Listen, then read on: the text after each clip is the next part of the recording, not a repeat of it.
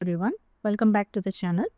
So in today's video, we will be discussing Footprints Without Feet Supplementary Reader for English Class 10.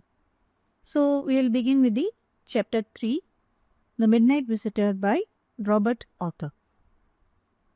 So what is this story about? So Midnight Visitor is a humorous detective story featuring a secret agent named Osable who defies the usual image of a spy. Instead of being stylish, strong, glamorous, he is overweight, calm, and speaks with an American accent. Usually, we think spy means immediately our mind goes to James Bond, the British spy. So, he is having an American accent. The story highlights how an intelligent agent and who is not does not fit into the model of a actual agent is so much smart and has a presence of mind, and that is what is most important than physical appearance or any dramatic actions like knowing all kinds of martial arts, kung fu or muay thai or like that. But a presence of mind and intelligence is all that is necessary for a spy. So that is what the story wants to convey. So let us now go inside the chapter. So what the author is trying to say is there is a man called Fowler. So he is a journalist.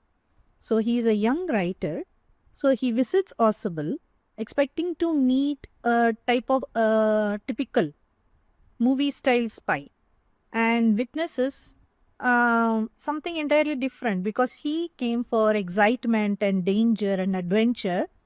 But however, he is disappointed when he finds Osable living in a dreary French hotel and sees nothing of that what he expected to see. So he's found that there is nothing dramatic about him. So Osable, witnessing this and understanding his frustration, notices his disappointment also and assures him that the important paper that is expected to arrive will soon arrive and one that would impact the world events. So we are sitting on such an important mission. So don't expect for dramatic things, but something dramatic will happen. So don't worry because it is a important paper. So something dramatic will definitely happen. So don't feel lessened by the unusual usual things that are happening. So just then, the real thrill begins. When Osable switches on the light to his room as they enter the room, uh, Fowler suddenly sees a man named Wax standing inside with a pistol in his hand. So he surprised both of them. And this marks the beginning of our story. So this is what happens till now. So we'll go to the comprehensions. So in this section, we can see how is Osable different from other secret agents. So how is he different from other secret agents? So we can see that Osable was fat. He is not fit and he is not trim and he is not like usually you find as a young strapping lad with adventure in his blood and fire in his eyes. He is nothing like that. He spoke little French and German and he also has an American accent. When you imagine James Bond, spy definitely means James Bond. He can speak any language and talk to anyone. And he is like fit, athletic, all those things, all those adjectives that describe a spy comes no more matching for Osable. So that is what the writer found out. So he is very unlike the secret agent that Fowler had imagined him to be or even read about.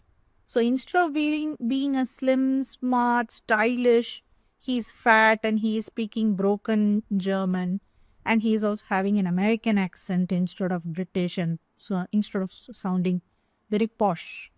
And he lives in an ordinary hotel, not even like a full five-star hotel or something that is expensive. He's in a very dreary little hotel. And he does not seem quite mysterious or glamorous. He seems like a laid back, happy guy. And his work appears quiet and ordinary, like they will be sitting in a music hall listening to music, and nothing interesting happened during that time. So all that excitement and adventure was taken off. So he feels like that. Then, however, he is intelligent and calm, and which makes him an effective spy. So that is not being understood by Fowler. So next one, who is Fowler, and what is his first authentic thrill of the day? So Fowler is a young writer who wants to meet Orcival and wants to understand his profession. Maybe he is kind of a journalist, or he is a budding writer and wants to write a spy novel based on some real spy. So he is having a follow through exercise with him, so that he is a ride along. You used to say ride along with them, so that you can understand the workings of a spy and he can take inspiration for his book, something like that, or article, so that authentic experiences are captured. So for that he may have come. So he was expecting kind of danger and adventure during his time with Oswald because of a spy's life. But his true thrill of the day came when he goes into the room for the first time and he sees a man named Max standing there with a gun. And this unexpected danger gives Fowler his excitement that he has been hoping for a long time. So we'll go to the next part.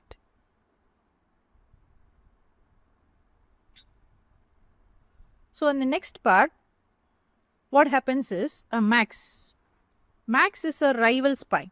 So he is similar to our man here, Osable, and he also wants to expect the arrival of the important paper. He wants to just sabotage our man Osable and try to take the important paper, because if there is an important paper, many spies and many countries are fighting for the same kind of information. So who is going to get the first pick is the winner. So Osable is also fighting. So in the same sense, Max is also fighting. He is from different country maybe, or he is from different agency. So he also wants to try to get the paper. So he is a rival spy and he enters Osable's room with a pistol, planning to steal the paper. And whatever the paper contains, because it is important, so he has come with a gun. And Osable remains calm and cleverly invents a story about someone entering earlier through the balcony outside his window. So Max, believing this, assumes that there is really a balcony outside, because he gives an exaggerated way of explaining how a balcony exists and how somebody already crept in. So he has already complained to the police about it. So they will be arriving soon. Like that, he has already complained. So when someone knocks on the door, on Osable's hotel room door, Osable announces that it must be the police because I have already called them about the intruder. So he called for protection. So terrified of being caught, Max tries to escape through the window. First he does not go, he just puts his leg outside and waits. But then what happens is the knocking keeps on being consistent. Mr. Osable, Mr. Osable. So what happens, he gets frightened and in a panic, he just tries to jump outside into the balcony. But in reality, there is no balcony at all. And Max falls down to his doom. That is, he practically dies. So the knock turns out to be just the waiter delivering a drink for Osable. He had ordered something just before he came up the room. So the waiter has brought the drink to him. So Fowler was shocked and realizes that Osable had fooled Max entirely with his quick thinking and made such a believable explanation of a non-existent balcony that Max, without even thinking for a second or without even checking out it first, he just jumped and died. So let us go into the comprehension. how has Max got in? So how did Max get in? So first when he was talking about it, so Max is someone who is slender, like he can climb. He's a typical spy. So he's slender and little less tall. He does not have any kind of recognizable features on his face. Similar to a spy, they should not be recognizable. They should not be identifiable, and they should not be immediately recallable, because they should just come and flit out of your life just for some information or something, because you should not remember how they look like. So he is almost similar to a spy like. So how he had got into the room means, first they assumed that he has used a balcony, but actually how he had gotten is through a pass key. Next question. How does Ausable say he got in? So how does Ausable say that he has gotten? So Ausable thinks that it is due to the balcony, nuisance of a balcony. He is saying that he does not have a balcony, but it belonged to the apartment next to his. So the room used to be a large unit, and the next room through the door there, he shows a door. So used to be the living room. So now they have separated a big room into two little rooms. So that is why he does not have a balcony access. The other room does. So he had, so it had a balcony which extends under my window now. So the balcony enters under his window, but he does not have access to it through a door. So he can get onto it from the empty room 2 doors down. So he is explaining all these things about how to come up to his room through the balcony. So somebody did that last month. So the management promised to block the door. So he is explaining all kind of this exhaustive story about how somebody already broke inside his house. So his room, and how they broke into also. So all this explanation is so believable that Max actually jumped out the balcony. So he is making such a believable story here. But actually, the balcony does not exist. So we'll go to the next part. So what happens in the next part is, he actually tried to get out, and he jumped to his death. So let's go to the think about section. So Ausable did not fit any description of a spy. So there are many stories and movies featuring spies and detectives. So they are asking us how to identify them or compare them. And do you think Ausable is that kind of a man, or like how to differentiate them, like that they have asked? So you can see there are many spy novels, like Sherlock Holmes is there, then Hercule Poirot here, and Miss Marple. Both of them are Agatha Christie's books. So there are many detectives and spy featured books wherein which they do not fit that kind of criteria of a spy. All they need is intelligence and patience and calmness, and to see things beyond the picture, out of the box. So for that you don't need appearance. So what actually we expect a spy to be is smart, stylish, handsome, athletic, strong, and quick and sharp and brave in front of any situation. All those things. They will have gadgets with them, pistols, guns, or any kind of knife to fight in case of a knife fight, and all those things we expect them to have, and we expect them always to be living dangerously, having scars, something like that, a thrilling adventure type life, and they will have a secret code when talking to someone, or any high level of technology that we may not even know. They might know, like radar vision or something like that. So all these things are what we usually expect when we hear the word spy. But our man Ausable is entirely different. So the same way you can guess in movies means you can take as James Bond, as I mentioned before, while he is, but he is very well dressed, handsome and surrounded by action all the time.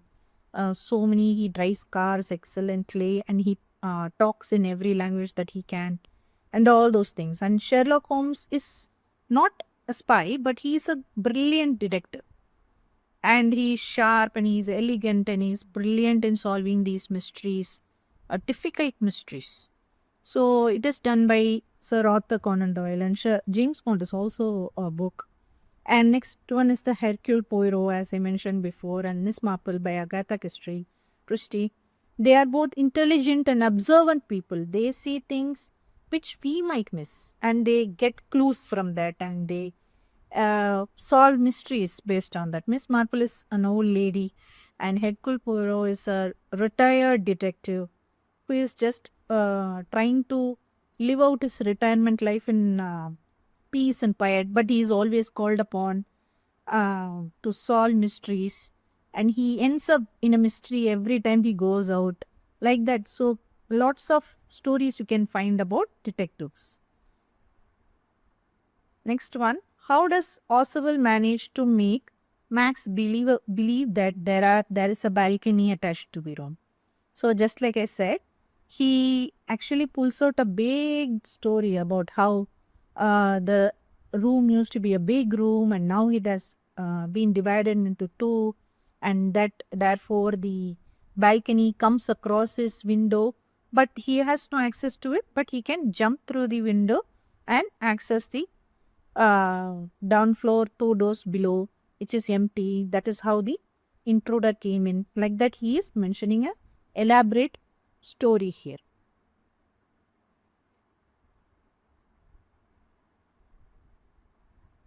Next one, looking back at the story, when do you think Oswald thought up his plan for getting rid of Max?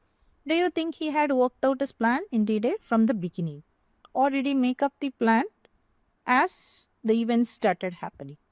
So we can assume that Oswald did not know what was going to happen. That is why he is a brilliant spy, because he is calm and collected and thinks quickly. So what happened was, when he first saw Max with a pistol in his hand, it was kind of a bewilderment to him and a shock, but he was quick to recover from it. So what he did, he started painting a picture. He started describing the picture also. So how did he do that? He started imagining about a balcony. Once he said balcony and he found that there was no balcony, he started describing a non-existent balcony to the other spy, Max. Because once he answered that there is a pass key, so that means there was no way to let this man out. So he thought balcony was the only way, out the window was the only way. Without getting hurt, they have to push him out. So what he started doing was, he immediately started to think and started weaving the story about a non-existent balcony. So when the knock on the door came, he suddenly improvised that the waiter knocking on the door is the police to frighten Max. So his explanation is so specific and natural that Max has no reason to doubt it, because he was so natural in explaining it and so believable that they didn't doubt it. Even Fowler was flabbergasted by it, because Oswald speaks with such confidence and irritation about having an intruder inside the house, as if it were real and ongoing problem. Max believes that the balcony truly exists. So he jumps and doesn't even have a second thought about it. So he thinks on the spot, and he was trying to get the spy move out from their room. So, or did he make up the plan, and what happened? So he just tried to sit on the sill and put his left leg out, then left hand free. Then slowly, when the door tried to open, because the door was unlocked, he jumped. And immediately Oswald says there is balcony. When Fowler asks was there a balcony, he is saying there is no balcony. So we can assume that he fell down and died.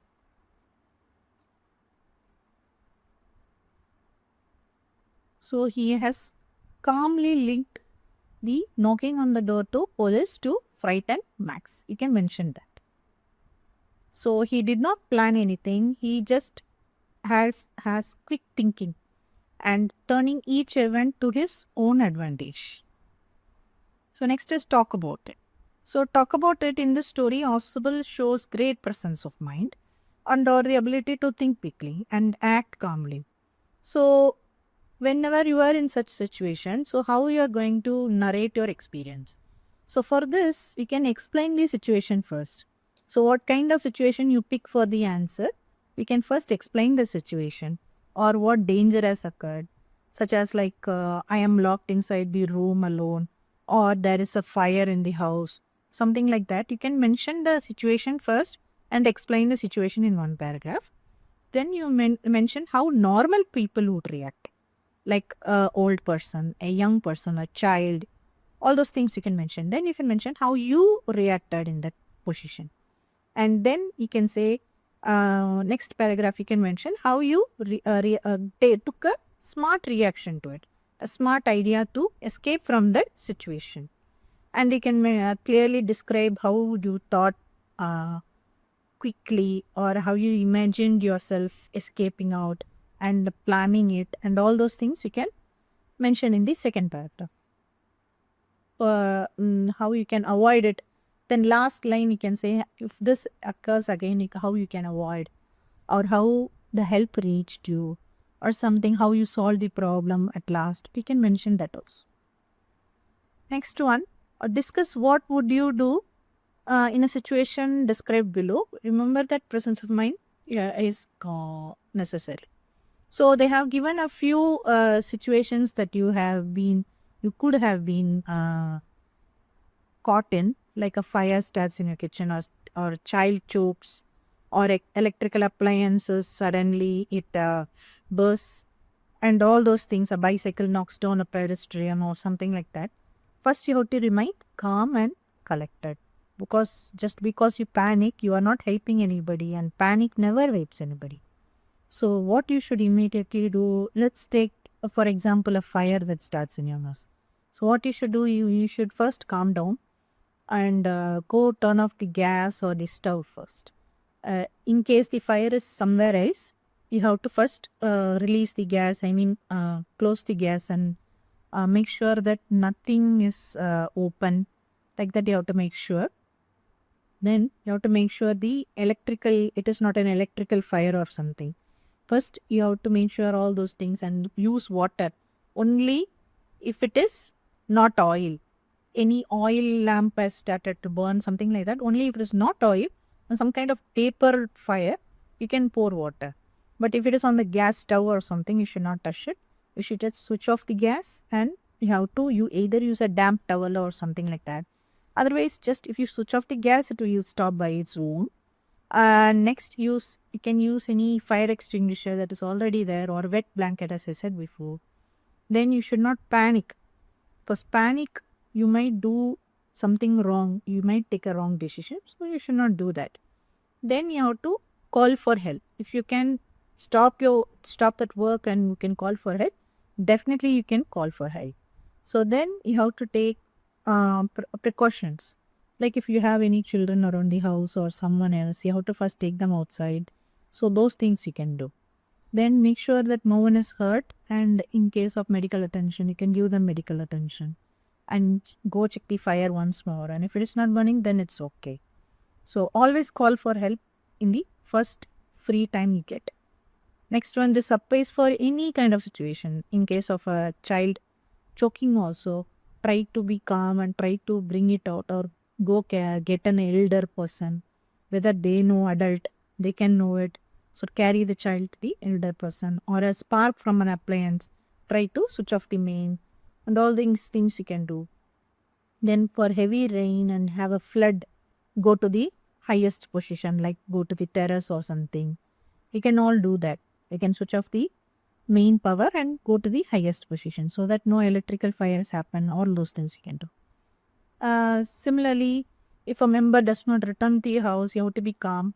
You have to first assume that the car has broken down or the bus has broken down or they're not able to call you. You can call whomever they were with at that time and inquire about what time they left and all those things. And you can even go follow the same route that they used to take so that you can find out if they are stuck anywhere in the middle due to traffic or something like that. So all those things we can do. So this brings us to the end of the chapter. Our story also. So what we can say is, to conclude the story, Osable manages to defeat the armed spy without any violence, without taking any weapon, only through his intelligence, calmness, and presence of mind.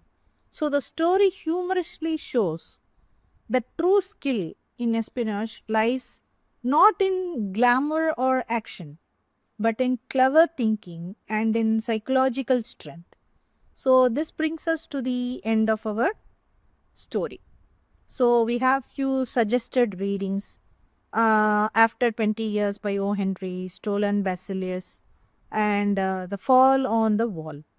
So what are these stories is first one by O. Henry is about two friends. So two friends named Bob and Jimmy promise to meet each other at the same spot after 20 years. So when they finally do, one has unknowingly become a criminal and other has become the police officer. So the story's twist is that showing the Jimmy's loyalty to duty over friendship. So they both are in a impasse, like whether to run away or him to catch the criminal. So in that kind of way, because both friends, they were childhood friends, but when they meet again, they both are in a different place of their life. Because one has become a criminal and another has become a police officer. So next one is the Stolen Bacillus. Stolen Bacillus is a scientific movie, kind of a humorous movie. Humorous book and the story. It is based on what you can say is it's based on science dealing with the virus and bacteria. Visiting anarchist. Anarchist means somebody who wants the destruction of the world.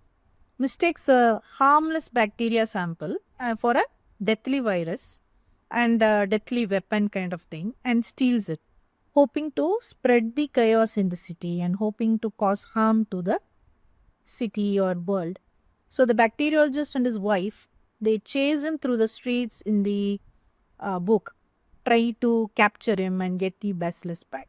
So in the end, the bacillus turns out to be harmless, so making the entire situation kind of ironically humorous because he was thinking that this kind of some kind of virus like anthrax or something like that, but it turns out to be a harmless bacteria.